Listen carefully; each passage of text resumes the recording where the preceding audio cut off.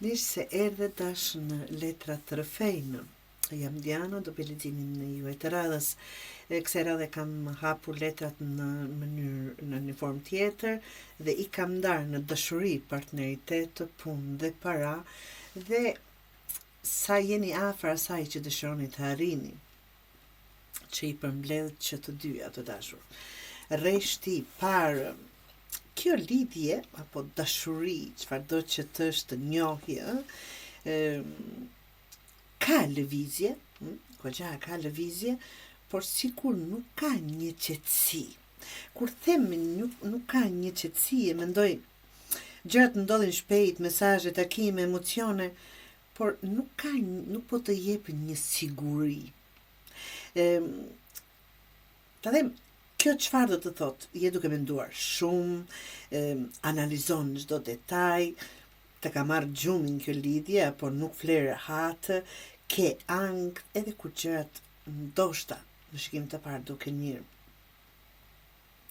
Kur një lidhje të merr gjumin, pra diçka nuk shkon.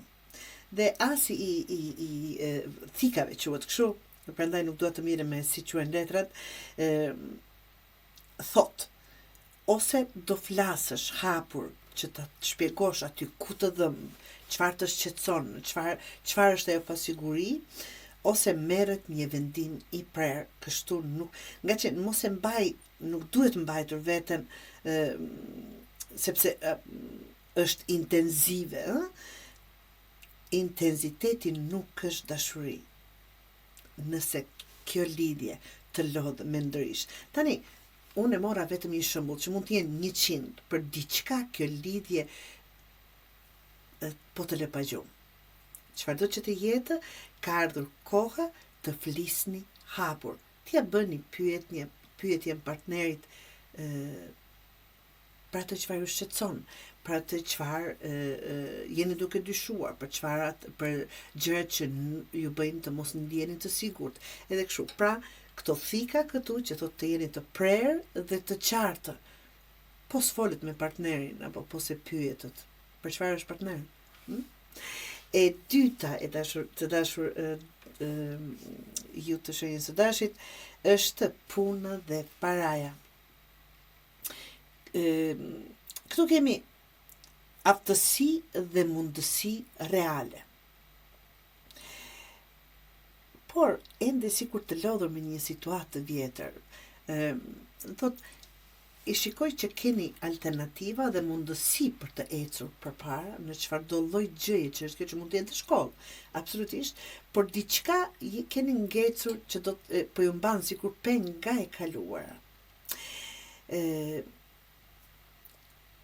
Ky rresht më thotë sikur nuk të ecën më, po të merr energji, nuk të jep atë çfarë po meriton, sikur nuk po paguheni mirë, apo investimi juaj nuk po ju jep atë sukses që është dashur duke bërë gjithë atë investim, por duhet ndryshim i drejtimit, ta them. Kjo letër e fundit, sidomos që tregon më shumë rezultatin, tregon se ky ndryshim nuk është i lehtë absolutisht, por do të forcoj dhe të qonë në stabilitet më të madh, më vonë. Paraja dhe përmirësimi vijnë kur lë diçka pas. Mund të jetë qasje juaj ndaj situatës, ndaj punës, ndaj punëdhënësit, kolegëve, punës e juaj vetë ju. Një qasje ndryshe që nuk do thotë patjetër po mbaheni për diçka nga e kaluara. Mund të jetë mënyrë se si po i bëni gjërat, nuk po ju jep rezultatin që dëshironi. Pa mundoheni të ndryshoni diçka nga ajo që të shikoni çfarë ndryshime po sjell, që të mos vend numroni të dashur deshër. Por gjërat thashë mund të përmirësohen absolutisht, alternativat janë këtu, magjistarin këtu, që do të gjitha i kemë mbi tavolinë për të arritur atë që dëshiron dash, por jo duke duruar pafund dhe të jeni kokfort, siç dihet, njifët të dashi dua në këtë mënyrë dhe s'bën. Jo, do të dëshiroja që ta ndryshoni pak këndvështrimin, mënyrën se si po i mendoni gjërat, apo si po i bëni gjërat. Diçka këtu nuk po ju lë të hapni syt, ta them kështu, nuk po e le të hapni syt. Dhe është me rëndësi që të bëni tani këtë ndryshim. Rishti i tretë të dashur, ju të shenjës së dashit, tregon absolutisht të gjithë e dim çfarë duam, por zemra jote është e pastër dhe e sinqert, për aktualisht jeni shumë të lodhur, sikur në një pauzë keni vënë veten, duke pritur më shumë se ç'duhet, apo duke duruar më shumë se ç'duhet, duke qenë kryeneq më shumë se ç'duhet. Pra, nëse vazhdon kështu do humbasësh energji për gjëra që nuk ja vlejnë, dashi.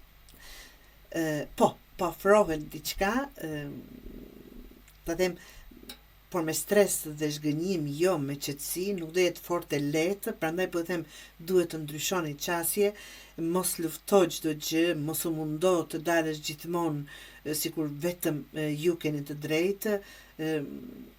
Mos më keq kuptoni kur them këtë, gjithë kemi ndonjëherë natë që ngulim këmbë për diçka dhe nuk ndryshojmë. Mos u përfshin në betejat që s'të japin dhe s'ja vlejnë, zgjidh ku ja vlen të investosh për veten tënde. Pra, ca ndryshime kërkon dhe në dashuri dhe në punë dhe për të ecur përpara për të arritur aty, dashi, duhet të ndryshoni këndvështrimin, qasjen, mënyrën se si mendoni apo si po i bëni gjërat. Ju aty e dini më së miri.